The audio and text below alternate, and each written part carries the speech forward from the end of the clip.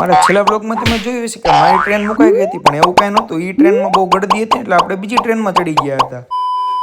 સીધી ભક્તિનગરથી રેલગાડી નીકળી ને એક નિંદર કરી ત્યાં સીધું ગોંડલ આવી ગયું. પછી પાછી એક નિંદર કરી ત્યાં તો જોતા જોતા આપણે પહોંચી ગયા સીધા વેરાવળ સોમનાથ. સામેથી ટ્રેન આવતી તો કોને જો મરવાની તો ચિંતા જ નહોતી. સ્ટેશનની બહાર નીકળીને જોયું તો બધી બાજુ રિક્ષા જ હતી ને.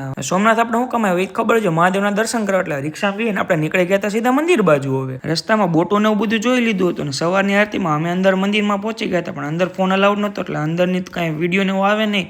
અંદર મંદિરમાં દર્શન કરીને બહાર પાછા આવે ત્યાં સુરત દાદા એના દર્શન કરાવી દીધા હતા. અને પછી જો અમે બધા પાડવા માંડ્યા હતા, સીધા અહીંયા ફોટા ઉભા રહીને. બાજુમાં નાનું મંદિર હતું ત્યાં દર્શન કરીને વૈયા ગયા હતા સીધા પાછળ ઓલો નાનો રસ્તો છે ત્યાંથી મસ્તીની મંદિરની ફોટોગ્રાફી કરીને ત્યાં જ આપણે મળી ગયા હતા મહારાષ્ટ્ર વાળા અંકલજી સાયકલ લઈને છેક અહીંયા આવ્યા હતા. આ ભાઈ પણ કે મારે તો જો જૂનવાણી પોઝમાં આપણે ફોટા પાડવાના શો કે.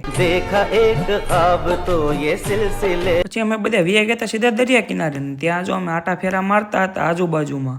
ઈ મિની બ્લોગ લગભગ તમે જોયો જ હશે. પછી દરિયાની લહેરોમાં આપણે થોડુંક નાહી લીધું ને આ બે ભાઈ બંધ તો જો આપણા નાતા હતા એકવાર તમે બધે. પછી પાછળના લક્ષ્મીનારાયણના મંદિરે દર્શન કરીને બેસી ગયા સીધા આપણા બિહારીની બસમાં. સોમનાથના ગેટની બહાર નીકળીને થોડી હરિયાળી જોઈને પહોંચી ગયા સીધા પાછા રેલવે જંકશને. ને આપણી ટ્રેન આપણી રાહ જોતી એટલે ટ્રેનમાં બેસીને પેલું કામ તો સીધું નાસ્તો કરવાનું જોઈએ, કેમ કે બહાર તો કાંઈ ખાધું નહોતું. જો ધીમે ધીમે ફોન જોઈને હુઈ ગયા ત્યાં તો રાજકોટ આવી ગયું ઘડીકમાં. તો પછી 2 મેગાપિક્સલ વાળો કેમેરો હરીસામાં બતાવીને બહાર નીકળીને જોયું ત્યાં તો ટ્રેન તો જો ધીમે ધીમે હાલતી હતી. આની કરતા તો હું વધારે દોડી લઉં છું. રેલવે સ્ટેશનથી બહાર નીકળીને ચડી ગયા સીધા સિટી બસની અંદર. જોઈ લીધું મારા કરતા મોટું માયક અને સ્વામિનારાયણ મંદિર અને કોટાચાનું વિમાન જઈને પહોંચી ગયા સીધા ફાઇનલી યુનિવર્સિટી. ત્યાંથી ચાલતા પહોંચી ગયા સીધા હોસ્ટેલે, કેમ કે ત્યાં તો કઈ બસ મૂકવાનું આવે. હવે શુભમભાઈ તો જો મને વાંદરાની જેમ ટીંગાઈ ગયા હતા. Then we are going to eating dosa.